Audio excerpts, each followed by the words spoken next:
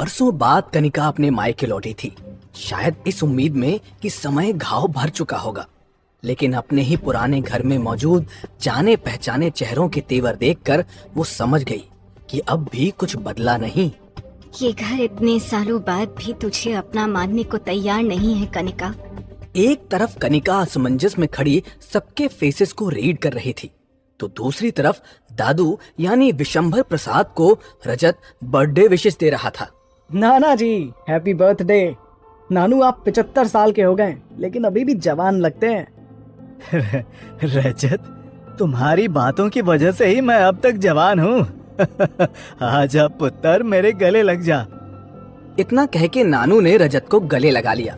नानू यानी कि विशंभर सिंह यानी शहर के माने हुए रईस।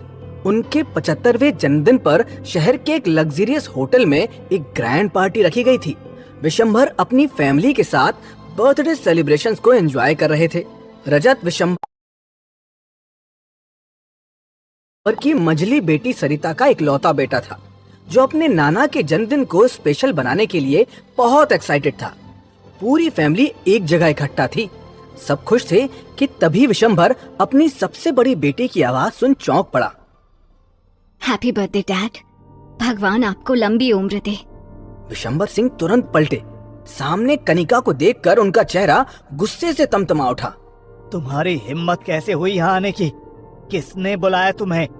किसी ने नहीं बुलाया, लेकिन क्या एक बेटी अपने पिता के घर आने के लिए भी इनविटेशन का इंतजार करेगी?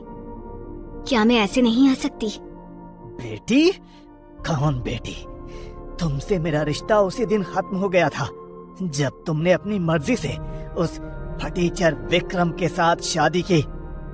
तुम मेरी बेटी नहीं हो और ये पार्टी तुम जैसे भिखारियों के लिए नहीं है।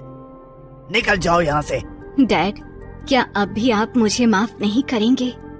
28 साल डैड, 28 साल से मैं आपसे दूर हूँ। तरस गई थी आपको देखने के लिए, चली आई, नहीं रोक पाई खुद को। कनिका की आंखों से आंसू बहने लगे। कुछ औरतों ने एक दूसरों के कानों में फुसफुसाना शुरू कर दिया। इतने सालों बाद लौटी है, जरूर कोई मजबूरी होगी।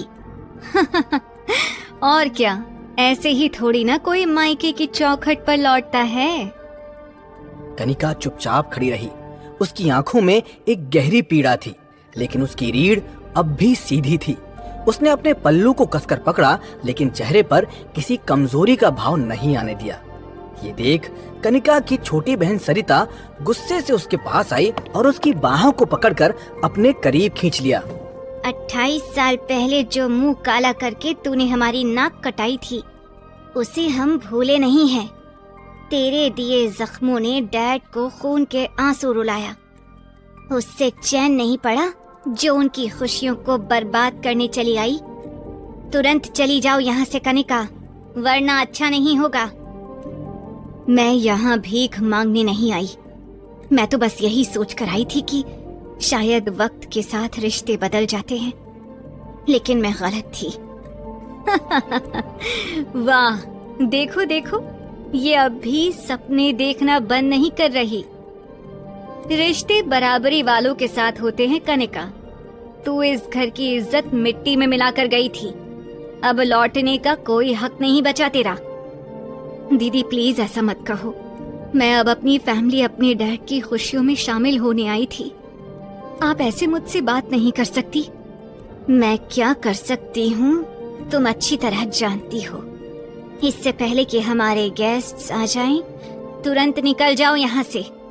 सरिता की बात सुन कनिका की आंखों से थमे हुए आंसू बहने लगे। कनिका की माँ शारदा अपनी बेटी की इंसल्ट को देखकर खुद को रोक नहीं सकी और आगे बढ़कर उसने उसे गले लगा लिया। कनिका अपनी माँ की बाहों में आकर फूट फूट कर रोने लगी। उसके आंसुओं से वहां खड़ी विशंभर की छोटी बेटी पूनम इरिटेट होकर चिल्लाई। इट्स इनफ, बंद करो ये रोना। यही मनहूसियत फैलाने आई थी आप यहाँ? डैड के लिए हमारे बच्चों ने कितनी तैयारियां की थी, लेकिन आपने सब बर्बाद कर दिया। आप क्यों हमारी खुशियों को निगलने आई हैं? अरे शर्म है कि नहीं? पूनम गुस्से से उबल रही थी। तभी पूनम की बेटी नेहा उसके करीब आई और कनिका को ध्यान से देखकर कुछ सोचने लगी। मामा, कौन है ये औरत और यहाँ क्या कर रही है? यही सवाल मेरा भी है, ये कौन है और यहाँ कर तमाशा क्यों कर रही है? अनफॉर्चुनेटली ये हमारे नानू की सबसे बड़ी बेटी है गाइस। हमारी फैमिली का बदनुमा धब्बा है ये। रियली? तो अब तक कहाँ थी ये आंटी जी? घर से भाग गई थी। लेकिन तुम्हें ये बात क्यों नहीं पता?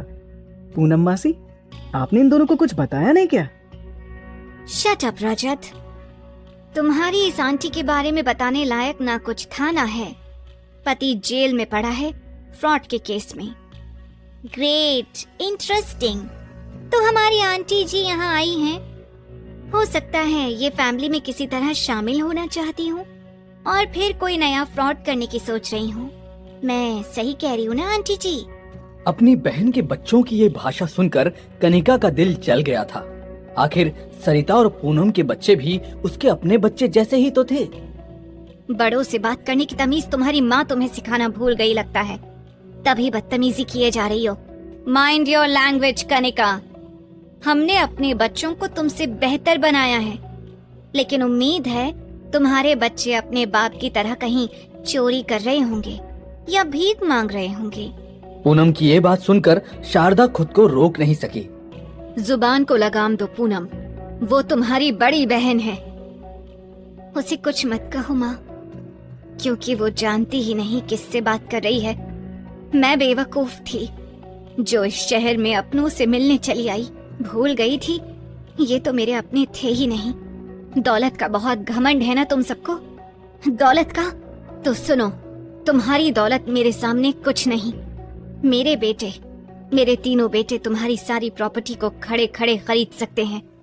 कनिका की बात सुन सब एकदम चुप हो गए और उसे घूर कर देखने लगे। तभी सरिता का पति, जो अब तक सिर्फ तमाशा देख रहा था, अपनी जगह से उठकर कनिका के करीब चला आया और उसके चेहरे की ओर झुककर कुटिलता से मुस्कुराया। तुम्हें लगता है तुम्हारी औलाद हमारी दौलत खरीद सकती है? तुम यहाँ मेरे सामने खड़ी होकर ये बकवास कर रही हो और हम शराफत से सुन रहे हैं। बकवास कर रही हूँ या सच है वो जल्दी ही पता चल जाएगा। लेकिन मैं यहाँ डैड के जन्मदिन को खराब करने नहीं आई।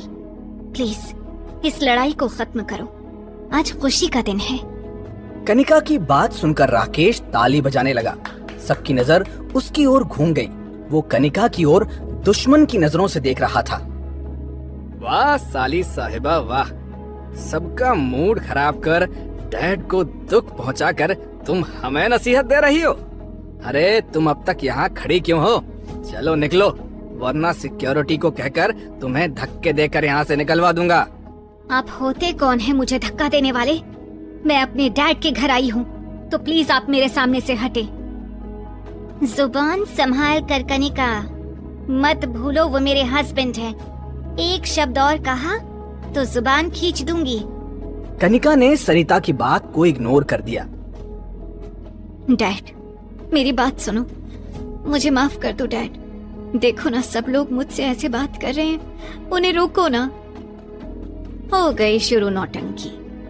हाँ भाई, सोच रही है डैड इसे माफ कर देंगे और इसके फटीचर बच्चों को अपनी प्रॉपर्टी दे देंगे।